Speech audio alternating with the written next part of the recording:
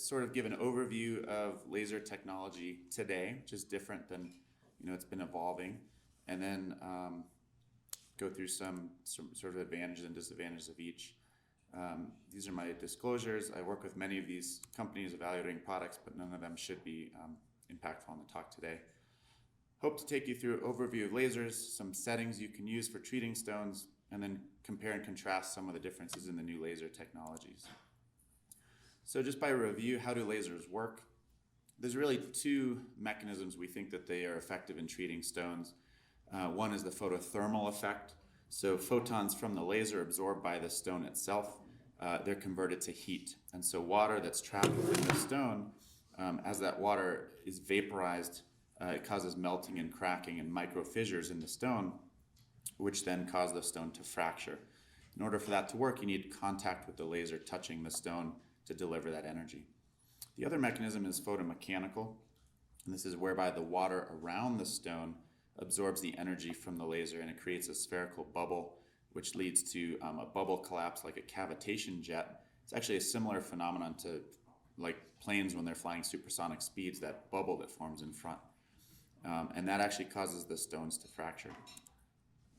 When we talk about laser terminology, really we're talking about pulse energy, how much energy is coming out in joules, what's the frequency in hertz, how often, number of pulses per second, and the pulse energy times the frequency gives you the wattage of the laser, and we'll come back to this. New lasers, we talk about pulse width, which is the duration or the width of each of those pulses in the energy. Traditional lasers had sort of shorter pulses of 100 to 300 microseconds, and now we have medium and long pulse as well. And as well, we also have pulse modulation. And so these features help affect things like retropulsion and the ability of stones to fragment. And this is a fun figure, but the point is on the left, these are all parameters that you can change, whether it's the pulse energy, the frequency, or the pulse mode and the fiber. And each of these, depending on your choices, can have an impact on whether you fragment the stone, dust the stone, retropulse the stone. So there's three main types of lasers. There's the Holmium YAG laser, which most of us are familiar with. The newer kid on the block is the Thulium fiber laser, and then also now there's a Thulium YAG laser. And the key is that the wavelengths of light from these lasers are absorbed by water differently. So TFL, which is absorbed here, it's around 1920 to 1950 nanometers of wavelength, is 4 times more absorbed in water than a Holmium YAG. And so we think that that causes more efficient fragment or more efficient dusting of stones, causing micro cracks, which gives it that fine dust that we're familiar with. But at the same time, because it's more absorbed by water, there is the concern perhaps we're getting more temperature. So when you think about intrarenal temperatures and pressures potentially causing injury to kidneys, that's something we have to be concerned about. This is just a comparison. On the left, we have a Holmium YAG. In the middle are Thulium fiber lasers, and on the right is the Thulium YAG. Really, the main things to take away that we'll come back to is in terms of electrical power, the TFL can work on an ordinary plug. TFL can do a lot higher hertz. So typically for a Holmium laser, you might talk about 0.6 joules and 6 hertz up to 50 hertz. The Thulium fiber can technically go up to over 2,000 hertz. So just a quick review of engineering and physics. The way the Holmium lasers work is you have a flash lamp, and in this case of a Holmium laser, you have a Holmium doped YAG crystal. Essentially, you have a flash bulb that flashes light. As that light hits the crystal, it emits new photons, in this case with a wavelength of 2120 nanometers, which is the Holmium YAG wavelength.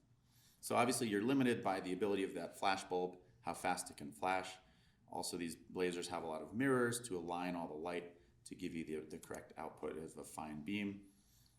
We have a lot of different options for Holmium lasers. The traditional low power or less expensive lasers, some of them do have a dusting mode now, 30 watts, 60 watts. Really, we've seen the advent of the high power lasers, 100, 150 watt lasers. These have additional features like pulse modulation, and then you can use them for soft tissue applications such as HOLIP. One con of them is they are bigger, they're heavy, and some of them do require a 30 or even a 50 amp circuit. So depending on your operating room, I'd like to think every modern operating room has a 50 amp circuit in it, but I'm still amazed the fact that this is not actually true. even in our hospital of 15 ORs, we only have 3 that have a 50 amp circuit. When we talk about short versus long pulse, traditionally short pulse, it's like, firing a punch right at somebody. You get a big, this is classically like a 0.6 joules and 6 hertz, or 1 joule and 10 hertz. It's really good for fragmenting stones, hits the stones really hard. Long pulse is good for dusting and minimizes retropulsion. You can see the waveform of the energy there. It's a different shape of the pulse. And then really with the advent in 2017 of the Moses technology, aptly named Moses because like it parted the waters of the Dead Sea, it creates this double bubble configuration where it parts the water and then fires a second shot of energy through the middle, thereby enabling you to really hit the stone without causing retropulsion. You can see there on the top, we just missed it. The first stone fell off the platform, and then when you hit it with the pulse modulation technology, the stone does not retropulse, it stays fixed. And then on the bottom, you can see the firing of the energy. Here is with the pulse modulation, there's one bubble, and then there's a second bubble where the energy is transmitted beyond that red line. And so you actually can have what's called a distance mode, where you can fragment the stones without even touching them. So this can be useful if you're treating a lower pulse stone, where you may not be able to reach it with the fiber itself. You can actually put it in distance mode and target stones. This feature, which was developed by the Moses Luminous Laser Company, it's not unique anymore. So this is an example of the Cook and the Quanta lasers. They've named their system the vapor tunnel or the virtual basket, which essentially holds the stone in place while you're treating it with the laser. So this technology has been adopted by many of the high-power lasers. So this is an age-old debate in endourology of, what's the best way to treat the stone? Do you fragment? Do you dust? Fragmenting, we all know here, you break it up traditionally at a 0.6 joules and 6 hertz type setting, crack the stone into a bunch of pieces, and then you go in with a basket, take all those pieces out. I was trained originally as a basketer. I didn't consider a patient stone-free until I visibly removed all of these fragments, and sometimes it took a long time. And then sort of knew it with the new lasers and ability to do this. And any laser is the dusting technique, where originally to be the best dusting, it's involving a painting technique. One of my mentors said that medical students and residents are actually the best suited for dusting, because you want them to just keep that laser in one point and make very small movements, not chase the stone around. And you can see here, you're just kind of painting it in that pattern. The advantage of this is the stone doesn't move, and you get that nice painting effect. You can also run it at basically a low joules and a high hertz. The downside to this is for harder stones, it doesn't work as well. And we'll come back to this, because with the thulium fiber laser, which is primarily good at dusting, if you have a harder stone, you can run into challenges with that. So shifting gears to the thulium fiber, the mechanics are different. Essentially, you have, instead of having this big machine with a flash bulb and a crystal, you have a 30-meter long fiber that's coiled up, so it's very compact. It's only 10 microns in diameter, and it's doped with thulium ions. So you have all these little green dots in the figure doped throughout this fiber. So when you fire it with diode lasers, the light runs through this fiber. It's already a tightly collimated beam. You don't need mirrors. And it excites the thulium, and you get this wavelength that comes out.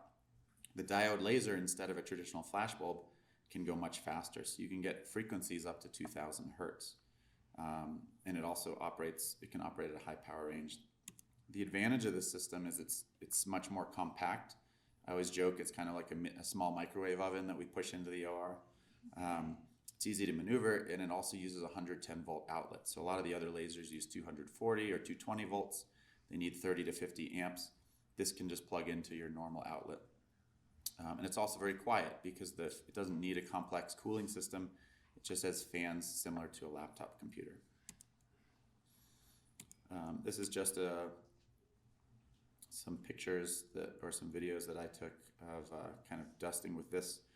and you can appreciate once it gets going, the dust is very fine. You can almost practically not see it, or it's kind of like this snow globe effect. If you get this nice formation in the right stone types, you can get this really nice snow globe effect. This is also 150 micron fiber, so you may not appreciate it there on the right, but it's a smaller fiber, which means in your ureteroscope working channel, you have more room for irrigation, so it can maintain a nice visibility. In terms of performance data, there's growing literature on how well do these lasers perform. Most of it has been compared traditionally to the Holmium YAG, the non-Moses or the non-pulse modulating lasers. That data is slowly coming out now. We're actually designing a trial in coordination with UC Irvine to test all these lasers in benchtop settings against the Moses. But pretty much the TFL can do finer dusting. So whereas a Holmium laser can make dust particles that are 200 to 300 microns, the TFL can be much smaller than that. There's been studies showing that it's faster in the operating room to fully treat a stone, shorter case time, which translates into decreased cost over weeks to years, and then a higher stone free rate based on a CT scan at 3 months. So you can imagine if you leave just a residue of fine dust behind, if the patient is active and mobile and walking around and skiing and things, the chances that that dust will eventually pass is much higher than potentially leaving slightly larger fragments. And then in terms of safety profile, there's been some studies which basically show watt for watt. So if you run a Holmium or a TFL laser at the same total wattage, same power, the temperature increases in the fluid is comparable. This is a study that literally, that came out yesterday, 2 days ago, and it was a meta-analysis actually, looking at a review of all studies comparing TFL to Holmium. And so it looked at over 1,200 patients with the Holmium and 800 patients with TFL. And they found that TFL had a higher stone free rate when you use no stone seen on imaging afterwards, and it was significant. A lot of studies, you have to be careful because a lot of studies use stone free rate as 2 millimeter fragments or less. If you did that same meta-analysis incorporating those studies, then there's no difference between the lasers. But if you're looking for true, you get a CAT scan on the patient and you can tell the patient there are no stones left on your CT scan, then the TFL does win in that regard. Interestingly, if you compare it to the Moses pulse modulation system, there's no difference in stone free rate yet. There's not very many studies, there's only 4, but that's an area where they're still doing more studies are coming out. And finally, no difference in operative time or overall complication rate in the meta-analysis. So finally, just looking at evolution of Thulium, so we talked about the TFL. There's a new kid on the block, which is kind of new, but also has been around for a long time, which is a Thulium YAG laser. The analogy I like to show here, the benefit of the Thulium YAG is that it has really high peak powers. So you can see here, you get a high peak power that has short intervals, which is different from the TFL, which can do low power for really long wavelength. So if you run a Thulium fiber laser at say 0.1 joules and 500 hertz versus this where you can run it at 0.5 joules and short hertz. The analogy is if you have a piece of wood and you're sanding it, if you take a 100 grit sandpaper and you sand down the wood, you can get it pretty smooth. You can get the edges out so it's not sharp. And you'll have dust particles. If you take a 2000 grit sandpaper, so super fine, you can still work that, you can get that wood sanded down into much finer particles, but it's going to take longer and you're going to generate a lot of heat doing it. You may even heat up the wood or burn your hand and you're going to spend a lot of time. And so the analogy is here, if you think about a Thulium YAG laser that has a high peak pressure, more of the energy is spent above a threshold which is needed to ablate a stone. So if a stone has a certain energy minimum that it needs to cause crack, fracturing, and dusting, the Thulium YAG spends more of the energy in that zone that's translating into action, whereas a TFL is spending a lot more of the energy is being used as heat, dissipated as heat in the water.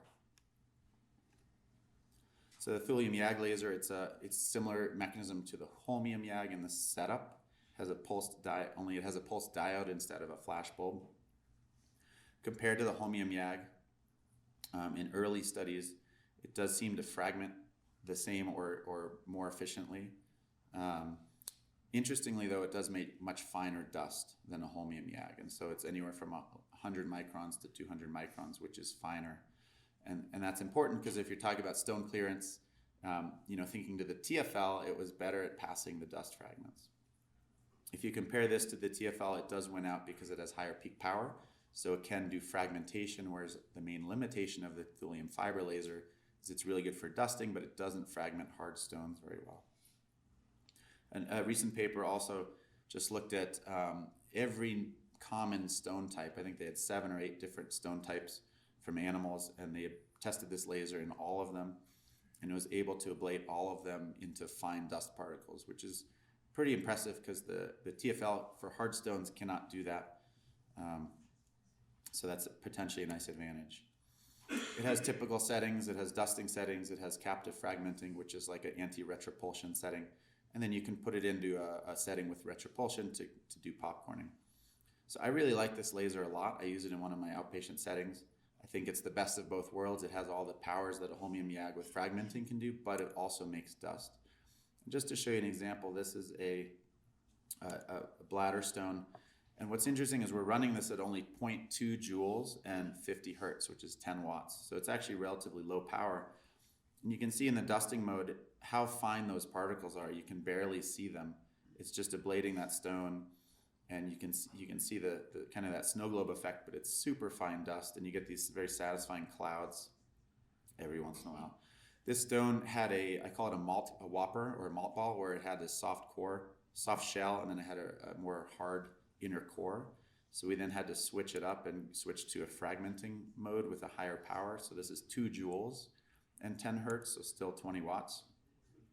But what's interesting to note here is even though this thing is fragmenting that stone, you can see those huge cavitations, it's still creating plumes of dust. So even though it's fragmenting, it's also still generating the fine dust, which I think is a win-win, because if you're ablating stones, especially in the kidney, if you have a ureteral access sheath or a suction device, or if you can fragment stones, but also all the rest of it is being created as dust, the dust will wash out as a fine clay, and then you only have a few pieces left to fragment. So if you're a traditional fragmenter, this will still let you do that. You'll just have less pieces that you have to go find afterwards, because a lot of it is being turned into dust as you're working.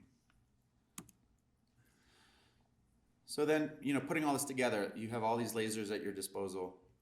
How do we think about treating a stone? And I would say there's obviously a lot of people will tell you their preferred settings and what to use and what not to use. And I would say in this case, there's kind of 3 main settings.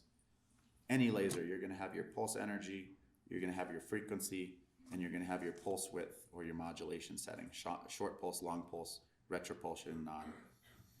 And that'll depend, that'll help you adjust what kind of effect are you looking to have. Do you want to dust a stone? Do you want to fragment?